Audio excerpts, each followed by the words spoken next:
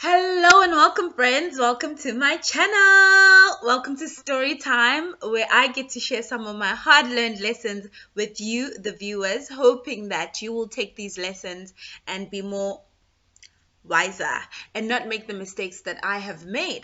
So today's story time is about how I turned an ice cream from Milky Lane into a 30,000 Rand loan. Yes, it did. It's a hard lesson, but I am no longer that person, so I'm going to share it with you. And I've done the emotional work of reflecting and trying to see how could I have done better. And ladies and gentlemen, do not borrow money to friends. No matter how nice they are, no matter how desperate they are, it's going to be hard because there are going to be times where they're going to tell you that they're about to die if you don't give them this money. Trust me, they will find a way if they really want to live.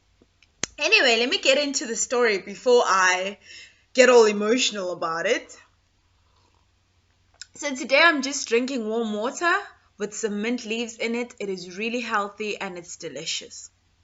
So let me tell you, so a few years ago, as you know, I am quite well traveled in terms of this country, not necessarily outside of South Africa, but in this country, I'm quite well versed with the areas. So I used to visit Durban a lot for work purposes.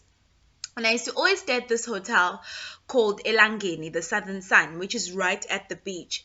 And I would go for morning runs and stuff like that. And so one afternoon while I was at the hotel, I decided, you know what, let me go get myself some Milky Lane ice cream.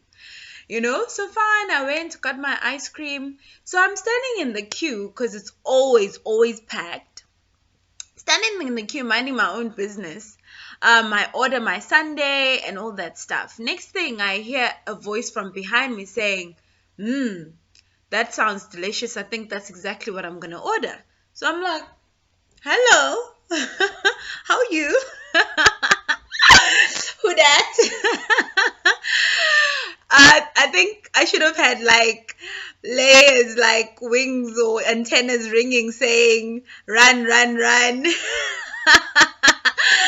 But anyway, so fine, we start chatting. He orders what I'm ordering. Life is good. We become friends. He asks where you're from. I'm like, no, I'm from, I was born here, except I live in Cape Town and all that stuff. We start chatting, ask him, so what do you do? He's like, no, I have a panel beating business. And I'm like, oh, that's interesting. We become friends for like a good 6+ months. The next time I came to visit Durban, I went to see his warehouse and I saw, these people were making like good money. I'm talking about if a car had been in an accident and they fixed it, that's easy cash money of 50,000 Rand on the spot minimum upwards per car. And each warehouse, if you know, has like 20+ car in there. So I'm like, this person's working hard. And to be honest, a lot of people that are not from South Africa work very hard for their money, generally, okay? They find means and ways, whether it be plaiting hair, whether it be whatever, they are there trying to make their money. Anyway, so fine, we become friends. About maybe a year and a half into the friendship, I get a phone call. It's a Friday evening. Hey, my friend, I'm in trouble. This is what happened. I sold a car to this lady for 30,000 Rand.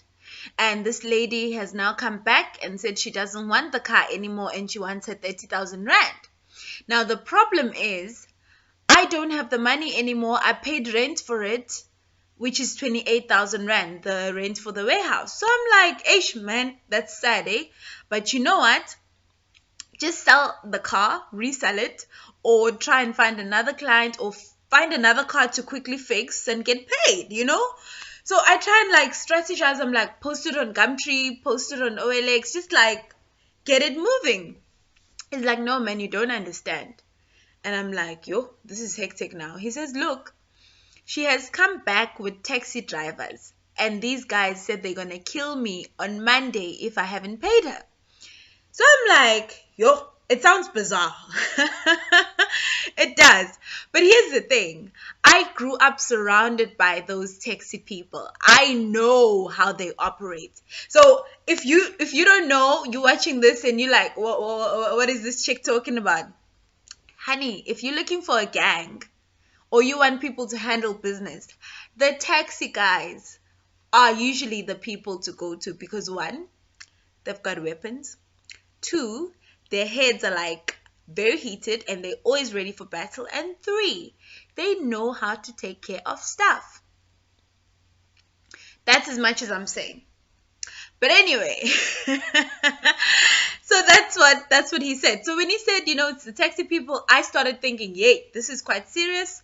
Tell you what, try and find other people, your bras, your whoever's, your homeboys, your homegirls, you know what I mean? Like your ex or something, call someone to help you. And he's like, man, you know the situation with my ex. I'm like, ish, I don't know. Fine, I switch off the phone. That's now Friday. Fast forward, Saturday, the guy calls me again. And this time he is crying. I'm talking about like tears, snot, the works over the phone. Because obviously I wasn't there in Durban with him to see that he's crying. But I could hear over the phone and he's crying and he's telling me this is very rough. Hey, and I'm like thinking, snap, this person has a family and he's about to die. And I know that he can make the money just like that, And obviously I'm a nice person. You guys know all the times that I've been scammed has been because I've been a nice person. But now I'm not nice anymore when it comes to money. No, now I know. Now I know that when it comes to money, don't be nice. If someone is hungry, give them food. But don't give them money because these men out here, ladies, these men out here, whether they're your friends, whether they're your whoever partners, they will scam you. And I've been scammed twice by brothers. Twice. And that was enough for me to know that my money is my money. And in both those situations, I never got paid. I never got my money back. I'm looking this gorgeous today because I had to rework for the money, not because they paid me back. So guys, please be careful. There are tons of scammers disguised as friends, scammers disguised as people who care about you. Fine, lecture aside, let me tell you the story. Fine is crying. This is now Saturday. So we talk all the day and he's updating me. Hey, I went to so-and-so. He said he has nothing. I went to so-and-so. He said he has nothing. I went to so-and-so. He said he has nothing. Fast forward, I tell him Saturday night, I'm like, look, I really don't have the money as I've told you. Not even my credit card would cover that. But I'm going to go and see because I've got a good debt. I'm going to go and, good credit rating. I'm going to go to Capitec tomorrow, the Sunday, and try and hook you up. Now, the big branches this side, like the nice branches in Canal Walk and stuff, open on a Sunday with Capitec. I don't know in your area, but Capitec opens. So I woke up the Sunday morning, went to Canal Walk, took out a loan. He gave me the instructions on who to deposit the money into. The money didn't even come into my account. It went straight from the bank's account into that person's account. The money goes and it disappears. So I'm thinking, you know what? I send him the proof. He's like, oh my God, thank you. He calls the people. He's like, yes, they said they got it. Thank God. Now I'm thinking, no, this guy's going to pay me at least more than half of this money by end of the month. He'll be able to pay so I can pay the installment because I told him, I said, I can't commit to a loan. That's why I didn't have a loan in the first place. So I'm thinking, no, he's going to pay me. But guess what? He doesn't pay me. 2, 3, 4, upwards years. I'm talking about a year later. This guy hadn't paid me back. So what did I do? I went to, remember we had no written agreement. First of all, there should have been a written agreement of sort to say this person owes me before I even send the money. But I didn't know this. Fine, I took my mother. I was in Durban for a family thing. I took my mother, drove all the way to Durban from Pietermaritzburg for my mother to talk to this guy at his warehouse to say, hey, you owe my child. My child is paying a debt that she didn't even like. I'm telling you guys, this guy, for you to see that he's like a professional con artist. He got out, he held my mom's hand, he apologized. He says, Mama, I am so sorry. It won't happen again. I'll pay by month end. He takes out 200 rand. Ne? 200 rand. He gives it to my mama. He says, Mama, please buy cool drink.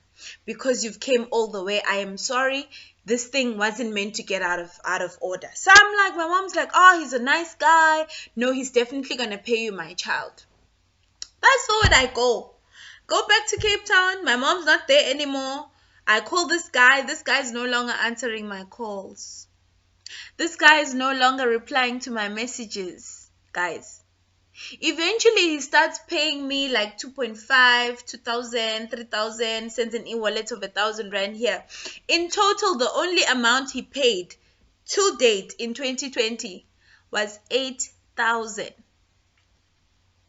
When I went back to Durban the following time, this is now, say, close to 2 years later, after he had taken the money, I got a lawyer.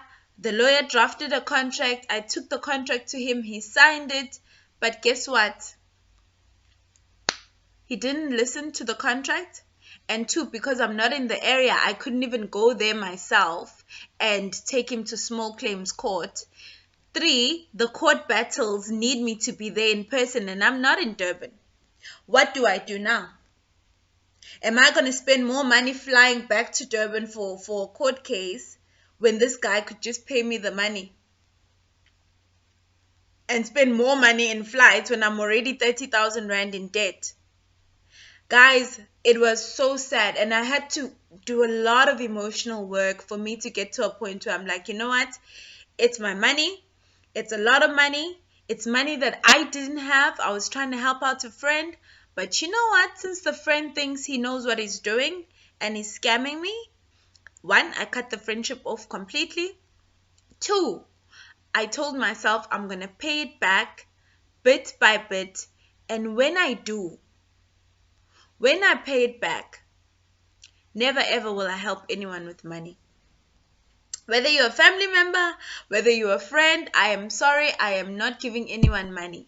And this was a hard lesson for me to learn. And I know you're probably watching at home thinking, oh, what a mampara. Yes, I was a mampara. A nice mampara, but mampara nonetheless. But the reason I recorded this video was to let you guys know that these things happen, and you just have to pick up the debt. So rather not get yourselves into those situations. Ladies, these scammers are constantly looking for young women like us who are nice, who have their shit together. Please pardon me. People who have their stuff together, who work hard for their money, and they're looking to just like scavenge. Because if he got 30,000 rand out of me, how many other people did he get money out of? How many? And who has to pay that debt? That 30,000 rand could have gone towards my fees. It could have gone towards upgrading my life, clearing some of my debt, having my house paid and stuff like that. But here I am with the 30,000 rand minus. So ladies and gents out there, and this is Youth Corner. So I'm sharing these stories so that you know these things happen, so that you can be vigilant. I don't care whether it's a 10 rand or 1,000 rand or 1,000,000. Please be aware of scammers. These guys are out there and they are nice. They are not monsters. They don't look like monsters. A monster is not going to get money out of you. But they come as nice people. They become your friend. They'll even become your friend for even 30 plus years. Because they know what they're going to get out of it.